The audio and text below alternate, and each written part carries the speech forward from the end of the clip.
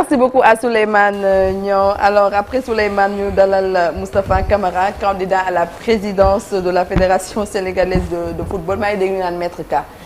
Maître Camara. Maître Camara autant pour moi xam nga. café Malick bi defagul effet. yaa ma wax café bu oyof daal. J'aurais dû prendre un café assez corsé sans sucre comme les France Nabé hein. Maître pour titiller un peu hein, parce que dama dégg mu ne France Nabé. non moo ko wax de Cheikh Tidiane Diaw. non dafa ne sa wolof leerul. non. da lay tooj. sama français ak sama wolof ñoo yem.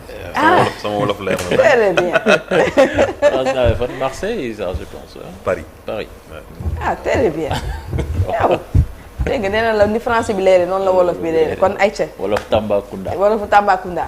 Voilà donc raison de plus. et de Saint-Louis. et de Saint-Louis. mooy président Coton Sport. bu Tamba. donc. candidature bi Ndar la ko déclaré. parce que sama maam yi Ndar la ñu dëkk. yow yaay Sénégal. voilà c'est ça. C'est important. Alors maître Moustapha Camara vraiment di la dalal bu baax a baax ci plateau bu info matin ñu bàyyi la nga nuyu. maa ngi nuyu ñëpp. di leen di remercier vraiment remercier ci invitation bi. di nuyu sénégalais yëpp. acteur football bi. ak vraiment sama mbokk waa Tambacounda aussi. ñuy seetaan. lii vraiment moment bu mag la parce que comme élection fédération la donc football bi xam nañu Sénégal importance mu fi am. donc vraiment pour man c'est une occasion. ma expliquer sama nu mu tudd sama programme. ak sa vision aussi ak yéene mu am ci football sénégalais.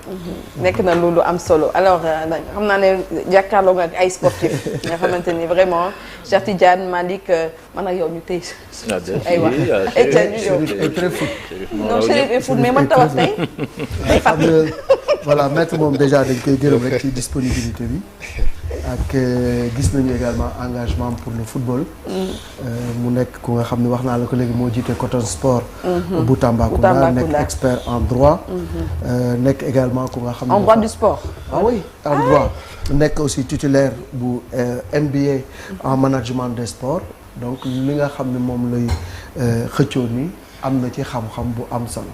alors déjà lu ñuy wax rek lan moo motiver sa candidature ñu laaj la nga ni. je suis candidat jusqu'au bout. jërëjëf Malick loolu question bu am solo la.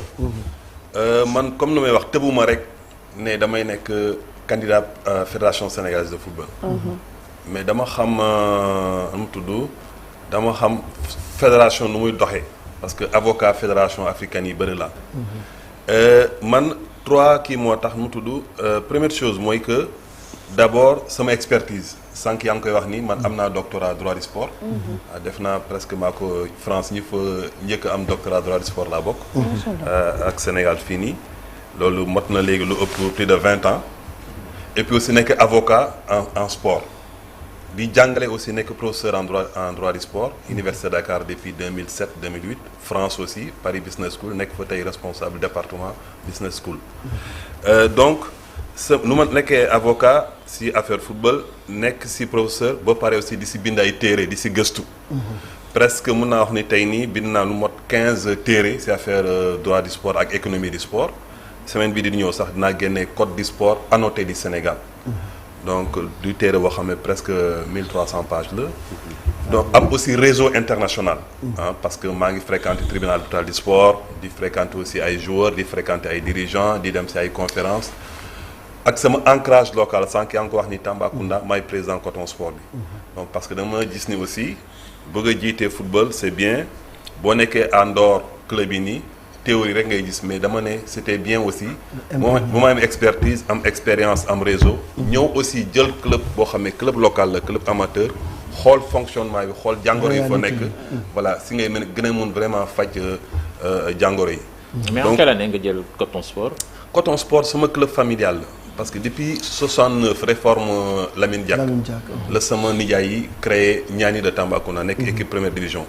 donc suñu kër lañu daan def regroupement moo nekkoon siège yu Niani première division mu nekk Sodefitex après sama nijaay aussi nekk fa entraîneur nekk fa dirigeant ba tey mu nekk Coton Sport. man depuis presque plus de 10 ans maa ngi nekk si management bi noonu Coton Sport nekkoon fa secrétaire général mais aussi di financer club bi ba tey nii ñu bëgg a am beneen jéego bu mag ñu ne léegi nag naa ñëw jiite club bi donc sama ancrage local sama expertise sama expérience ak sama réseau de plus de 20 ans moo tax ma ne tey aussi jot na mu ñëw dugg ci institution bu mel ni fédération sénégalaise de football nga xam ne aussi ñu ngi def quand même résultat yu baax. ma ñëw bëgg a indi sama contribution pour développer suñu football Sénégal donc loolu mooy vraiment moo tax moo ma poussé pour ma nekk président fédération sénégalaise de football. bu yàlla defoon nga falu nag fooy commencé. chantier bi bëri na. man d'abord damay remercier dirigeants yi tey nii parce que am nañu ay victoires sportives ah wax dëgg yàlla kenn mënul wax ni Sénégal depuis mandat bi passé. gagné nañ yëpp gagné nañ Coupe d'Afrique A U20 U17 beach soccer. gagné nañ yëpp vraiment loolu vraiment victoire yooyu c'est lu baax la mais victoire sportive la man sama mbëbët mooy que victoire sportive yooyu ñii transformé ko def ko victoire économique. parce que man club bu ma yore tey nii bu Tambacounda Coton Sport am nañ problème transport am nañ problème équipement am nañ problème infrastructure am nañ problème formation entraîneurs yi am nañ problème formation joueurs yi. donc pour man il faut que ñi jëm a créer benn cercle vertueux boo xam ne nii dañuy ñëw victoire bu ñuy am sur le plan sportif nga xam ne day indi xaalis boobu ñu def ko ñu transformé def ko vrai comme vrai business football léegi après ñuy def ko redistribution donc victoire sportive victoire économique et financière redistribution ak aussi nu mu tudd inclusion ak nu mu tudd co-organisation donc nu mu tudd pour man tey nii loolu la ñu war a def ah war ñu yem rek parce que war ñu yem rek ci victoire sportive bi war nañu fexe ba am vrai économique l'environnement économique du football voilà moom nga bëgg ñu gën ko ñoŋal mais apparemment poñ boobu noonu yéen ñëpp ko bokk donc ça veut dire faisant qu'il y a un problème quand même d'argent un problème vraiment économique ci biir football bi quoi waaw parce que lu ma seetlu mooy maa ngi bind benn téere 2022 maa ngi ko tuddee les réformes du football au Sénégal léegi dama jël texte yëpp yoo xam ne ni mi ngi régir football sénégalais moo xool problème yi am livre boobu presque téere boobu problème yu ma gën a soulever mooy d'abord comme sànq moo ko waxee mooy problème suñu gouvernance suñu texte yi parce que lu tax tey nii mënuñu am vraie économie du football parce que ñun suñu organisation suñu gouvernance day gouvernance boo xam ne nii buñ koy teg c'était yàgg na trop parce que dama ne su may def sama programme du ma ñëw kese xool Sénégal lan mooy problème bi nañ ko gérer mais damay xool aussi dama koy comparer ak yeneen fédération parce que wax naa sànq si njëlbeen que maa ngi conseiller fédération yu bëri mais fédération yi dama ne lu ñuy def ba tey ñu am vrai koom-koom comme Maroc comme Afrique du Sud comme France lu ma seetlu mooy que ñun tey ni suñu organisation dañu am secrétariat général fédération ba am ay organes et puis aussi am simplement nu mu tudd ay mais vraiment organisation c'est basique ah mais boo xoolee loolu France par exemple wala Maroc wala Afrique du Sud am nañ secrétariat général am ay organes mais loolu c'était fait pour simplement s'occuper des élus mais Sénégal ñun on a ça on s'occupe des élus mais à côté dëkk yooyu fédération yu mag yooyu ils ont une véritable administration am directeur général am ay départements yu mag département finance économie communication système d'information am aussi conseil de surveillance boo xam ne ni day nekk contrôler action direction boobu boo pare ñuy rendre compte et grand département yooyu ak directeur général bi ñooñu élire ñu leen mais dañuy choisir dañuy def appel d'offre xool par exemple ne par exemple telle personne xarañ na trop ci affaire économie xarañ na trop ci affaire système d'information xarañ na trop ci affaire communication ñi téye leen ñi salarié leen ñi nekk fédération di liggéey mais loolu day tax quand même mu am vraie économie day tax fédération bi di dox ah mais Sénégal tey nii loolu moo fi manqué boo xoolee tey nii secrétariat général bi ak ñoo xam ne les élus ceux qui s'occupent du marketing ceux qui s'occupent des finances ceux qui s'occupent de la digitalisation ceux qui s'occupent de tout de la billetterie mais loolu c'est totalement dépassé moo tax mënuñu créer vrai koom-koom donc man sama programme dama ne nañu changer d'abord gouvernance bi teg fi loolu ay grand département directeur général mais aussi conseil de surveillance parce que tey boo xoolee action fédération bi amul organe boo xam ne dina fi nekk pour surveiller parce que c'est bien nga am programme mais boo amee programme il faut ñu xam déjà fooy jëlee xaalis bi il faut ñu xam aussi ban calendrier et puis aussi nooy def pour appliquer ko ak boo koy appliquer amul il faut mu am organe boo xam ne dina surveiller waxoon nga ni dans 6 mois lii la dans 1 an lii la dans 3 ans dans 4 ans. Le suivi. Voilà le suivi. c'est ça maître Dieynaba mi ngi koy wax sànq loolu dafa mel ni c'est le dénominateur commun de tous les candidats de tous les programmes mais problème bi aussi mooy est-ce que tamit newu ci élection boo xamee ni ay candidats ñi ngi digle loo xamee ni tamit ñi ngi diggee loo xamee ni mënuñu ko wala mënuñu fexe ba mu sotti parce que quand on parle de faire tout pour assainir l'environnement économique du football mais aussi clubs yi tamit ce ne sont pas des fédérations qui vont rendre riches les clubs parce que am na club yoo xamee ni ñoom ñoo war a liggéey bu tax ñu am koom-koom te loolu je ne pense pas que fédération bi mën na def loolu ak réew mi li fi nekk ci club yëpp est-ce que quelquefois aussi amul programme yoo xamee ni c'est irréaliste. Loolu c'est une bonne remarque. Première chose mooy que fédération facilitateur la war a nekk relation par exemple suñu club yi ak le patronat local fédération dafa war a fexe ba relation yi gën ko rataxal aussi fexe aussi ba nu mu tudd financement yi am au niveau international aussi fédération fexe ba gën ko rataxal mais loolu yëpp aussi il faut des textes yoo xam ne aussi yu koy permettre par exemple mun naa joxe benn exemple dañuy gis nañ depuis quelques années mu am problème entre société sportive ak association sportive par exemple boo gisee problème Diapo problème Olympique de Ngor problème CNEPS de Thiès mais loolu yëpp parce que suñuy textes yi moo tax mais bu ñu defaree réformer texte yi nga xam ne dañuy teg environnement boo xam ne sécurité juridique boo xam ne nii day tax ni investisseur mën nañu dugal seen xaalis sans am problème donc déjà fédération moo dafa war a nekk facilitateur et donc et puis deuxièmement aussi non seulement bu nekkee facilitateur fédération war na fexe aussi ba teg modèle économique boo xam ne nii mënuñ ko simplement basé sur le mécénat parce que tey boo xoolee suñu club yi nii presque club amateur yi même club professionnel dañuy tàllal loxo kese maa ngi dem keroog Kédougou benn président club amateur bu fa nekk Gazelle de Kédougou mu ne ma man saison bu commencé damay rus parce que du ma amati dignité donc dama bëgg club amateur yi ñu jox leen seen dignité club professionnel ñu jox leen seen dignité école nu tudd bu saison bi tàmbalee du ñu fi nekk di tàllal seen loxo di dem si commerçant yi di dem si nu tudd homme politique yi di ñaan xaalis ak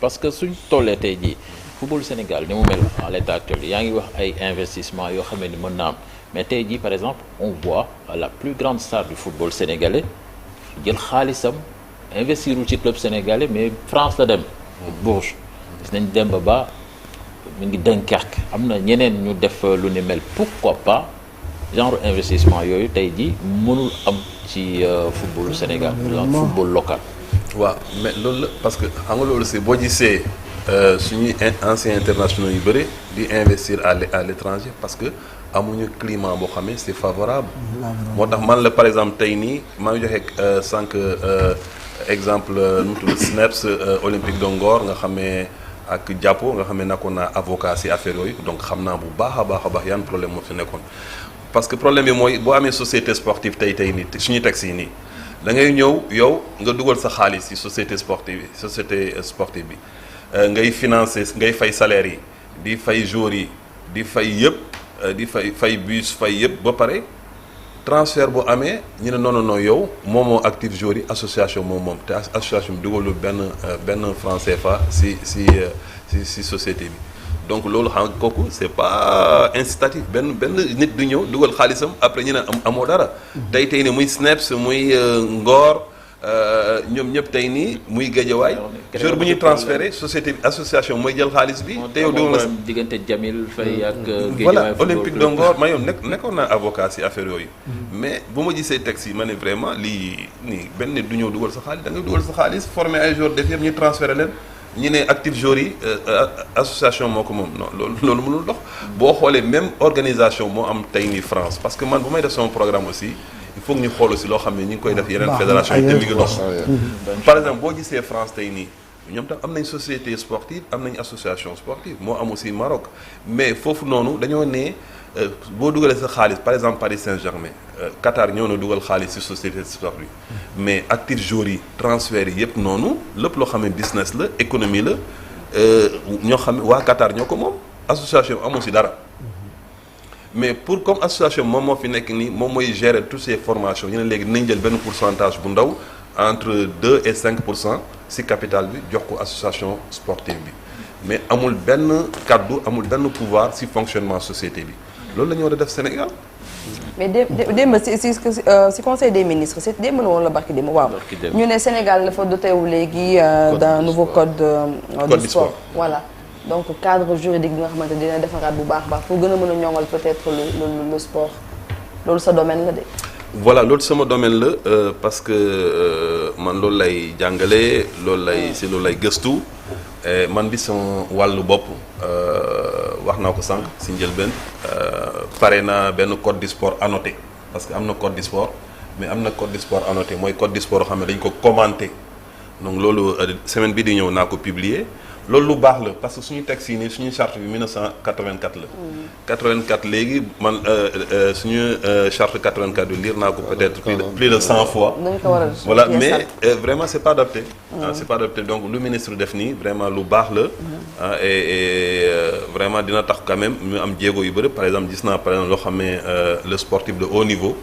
loolu c'est bien parce que tey nii da ngay xool nii statut suñu anciens internationaux yi nii.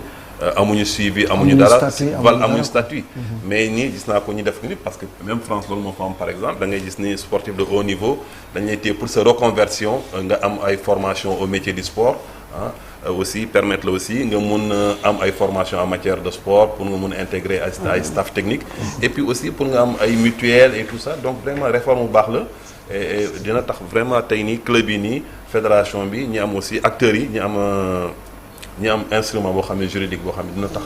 ñu am jéego bu bëri si pour développement suñu. en parlant de réforme des textes maîtres xëy na li nga nekk expert en droit dafa am tuuti influence ci même sa gis-gis ci wàllu sport ak ci wàllu yi également administration du sport vous parlez d'une réforme en profondeur des textes de la fédération dafa am lu nga xam ni dafa obsolète wala dafa dépassé wala dafa am lu nga xamante ni tey ni ñu ko tëggee baaxul ba yow nga war ci indi ay coppite yan coppite concrètement nga fas yéene indi ci texte yi. waaw très bien très bonne question Malick damay joxe ay exemple parce que comme nu wax ni programme baax na rek di citer nii mais il faut que programme nekk lu concret. Concrètement par exemple mandat yi il faut les limiter à 3. lu tax parce que boo xoolee FIFA c'est limité à 3. CAF c'est limité à 3 fédération bu mel Niger wala Tchad ma leen di conseiller c'est limité à 3 récemment donc Sénégal nga xam ne pays bu mag la pays de football bu mag a mag la démocratie la aussi donc dañ koy limité à 3 loolu lu concret la. Deuxième chose conseil d'administration de ligue de football amateur ñoom tey nii amateurs yi ñoo ëpp. presque si 500 clubs mën nañu wax nii 99% yëpp à part les 32 clubs professionnels. 99% yi club amateur lañu mais club amateur yi tey nii amuñu pouvoir par exemple bu ma gisee texte yi nii conseil d'administration bu ligue de football amateur ñoom dañuy réunir jël décision mais il faut que COMEX bu fédération valider seen décision amul sens. te ñoom ñooy fal de. waaw te ñoom ñooy fal président ba pare ñoom ñoo ëpp. donc pour man COMEX mun na joxe avis. mais pas décider si décision boo xam ne jël nañu ko conseil d'administration bu LFA. donc loolu lu concret la et puis aussi gis naa aussi boo xoolee ni suñu environnement yi nii par exemple suñu joueurs yi nii par exemple seen statut tey nii seen contrat yi nii pour man du contrat yoo xam ne c'est adapté au football donc il faut ñu defal leen ay contrat yu bees protéger aussi dirigeants yi parce que mënoo fi nekk nii nga yore sa académie former ay joueurs benn club étranger ñëw rek jël sa joueur doo si mun dara. am loolu bëri na Sénégal mais am na dëkk yu bëri mënoo ko def boo demee tey France Maroc affaire yooyu mënoo ko jël benn joueur comme ça et puis aussi diggante suñu club amateurs yi ak suñu club professionnels yi. par exemple dama seetlu bu ma jëlee Coton Sport ni dañoo dem ba trêve suñu meilleur buteur Cheikh Gueye benn club professionnel ñëw jël ko man dama toog ni sama téléphone laa ji ce jour transféré nañu ko mu jël photo di signer. kenn informé ñu kenn fayuñu donc aussi pour man il faut ñu xool aussi système de transfert domestique fii nii au niveau local. au niveau local d'abord niveau local nga xam ne dañuy teg texte yi voilà nga xam ne club amateur boo amee sa joueur club professionnel mënul ñëw rek jël ko balaa mu koy jël dafa war a déjà mu am sa accord. deuxième chose joueur boobu tamit xanaa nekkul woon sous contrat. non mais parce que texte yi tey nii. texte yi tey nii invocation yi des fois. voilà texte yi tey nii club professionnel mën na ñëw jël joueur amateur sans informer la. donc déjà il faut ñu am sa accord. deuxième chose il faut que ñu fixer benn montant boo xam ne nii par exemple 600 000 wala 700 000 balaa ñuy jël sa joueur. troisième chose aussi. mooy bu ñuy jëlee ce jour noonu amoo fenn foo xam ne mën nga fa dem benn tribunal boo xam ne mën nga fa dem pour casse ce droit moo tax ni aussi gis naa nu mu tudd tribunal si réforme code du sport bi ni ñu teg ay tribunal arbitral du football nga xam ne ni dina tax ni tey nii club amateur bu ñu jëlee see nga am foo ko play voilà nga dem fii parce que boo xoolee ni tribunal arbitral du sport de Lausanne dafa cher man procédure yu may suivre yëpp c'est minimum 200 millions pour une procédure donc loolu club sénégalais mënu ko am na xaalis de. donc pour man bu ñu amee tribunal arbitral du football au niveau local dina tax club yi nii ils vont payer peut-être ay 1 million 2 millions même parfois 500 000 nga xam ne ils ont accès au tribunal arbitral du football au niveau local pour mun casse seen droit donc vraiment c'est des trucs concrets yoo xam ne nii dama ko gis si ay manquements et puis aussi dernière question bëgg naa ko laaj la place de la formation également ça c'est une très bonne question ça c'est une très bonne question parce que pour moi formation il y a d'abord la formation des formateurs et la formation des joueurs formation des formateurs man dama seetlu ni en tant que président Coton Sport bu ma demee foofu noonu ñaar club yi fa gën a mag c'est Don Bosco ak Coton Sport mais ñaar club yooyu noonu on a que la licence D licence D c'est pas suffisant pour entraîner club yooyu bu ma leen laajee ñu ne deux choses la première chose il y a pas assez de formation pour licence C nga xam ne di nga mën a entraîner ba deuxième division deuxième chose dafa cher